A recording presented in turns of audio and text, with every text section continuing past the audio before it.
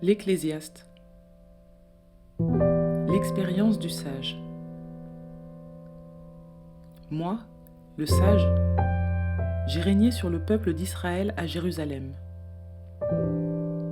Je me suis appliqué à comprendre et à connaître ce qui se passe dans le monde à l'aide de toute ma sagesse. C'est là une préoccupation pénible que Dieu impose aux humains. J'ai vu tout ce qui se fait ici-bas. Eh bien, ce n'est que fumée, course après le vent. Ce qui est tordu ne peut pas être redressé. Ce qui n'existe pas ne peut pas être compté. Je me suis dit, j'ai accumulé bien plus de sagesse que tous ceux qui ont régné à Jérusalem avant moi. J'ai beaucoup enrichi mon expérience et ma compréhension de la vie. Je me suis appliqué à connaître ce qui est sage et ce qui est insensé, ce qui est intelligent et ce qui est stupide. J'ai compris que cela aussi, c'est courir après le vent. Beaucoup de sagesse, c'est beaucoup de tracas. Qui augmente son savoir, augmente sa douleur. Je me suis dit, voyons ce que valent les joies de la vie. Découvrons ce qu'est le bonheur. Eh bien, cela aussi part en fumée. Le rire est insensé et la joie ne mène à rien. J'ai décidé de goûter au plaisir du vin et d'imiter la vie des gens stupides tout en restant maître de moi-même. Je voulais comprendre ce que les humains ont de mieux à faire pendant le temps de leur vie ici-bas. J'ai entrepris de grands travaux. Je me suis construit des maisons et j'ai planté des vignes.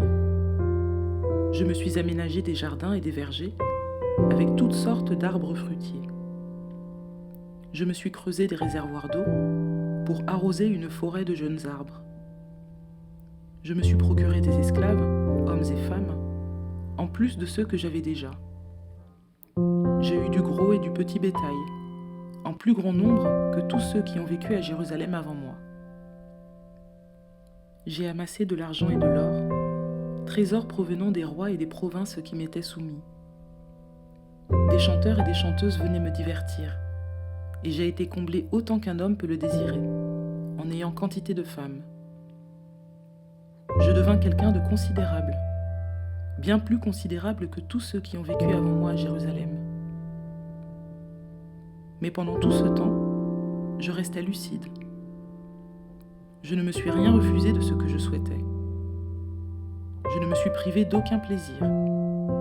Oui, j'ai largement profité de tous mes travaux. Et j'ai eu ma part des joies qu'ils pouvaient donner. Alors j'ai considéré toutes mes entreprises et la peine que j'avais eue à les réaliser. Eh bien, tout cela n'est que fumée, course après le vent. Les humains ne tirent aucun profit véritable de leur vie ici-bas. J'ai voulu comprendre quel avantage il y a à être sage plutôt qu'insensé ou stupide. Et je me suis demandé si l'homme qui me succédera comme roi agira autrement que ses prédécesseurs. Bien sûr, je sais que la sagesse est préférable à la sottise, tout comme la lumière est préférable à l'obscurité. Car l'homme sage voit où il va, alors que le sot avance à tâtons. Mais je sais aussi qu'un sort identique les attend finalement tous les deux. Et je me suis dit, puisque je connaîtrai la même fin que le sot, à quoi m'aura servi d'être tellement plus sage que lui? Voilà encore de la fumée qui s'évanouit. Tout ce qui arrive est oublié dans les jours qui suivent.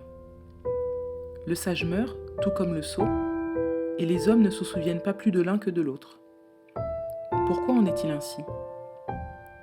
Alors j'ai été dégoûté de la vie. En effet, je trouve détestable ce que les humains font ici-bas, puisque tout n'est que fumée, course après le vent. J'ai détesté toute la peine que j'avais prise ici-bas, puisque je devrais abandonner mes réalisations à celui qui me succédera. Se comportera-t-il en homme sage ou en sot? Qui peut le savoir? Pourtant, il disposera de tout ce que j'aurai acquis ici-bas par mon travail et ma sagesse. Encore de la fumée sans lendemain. Alors l'idée que j'avais tant travaillé ici-bas m'a conduit au bord du désespoir. Un être humain travaille avec sagesse, compétence et succès. Et voilà qu'il doit abandonner ses réalisations à quelqu'un qui n'y a pas travaillé. C'est de la fumée sans lendemain, une grande injustice.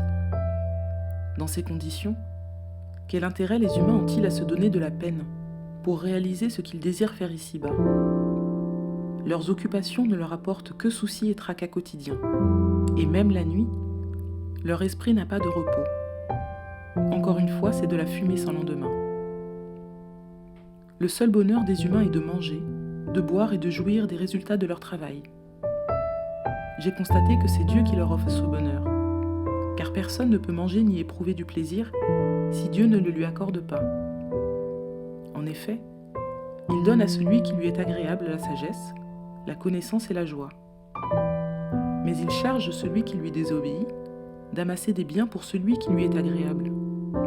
Cela encore n'est que fumée, course après le vent.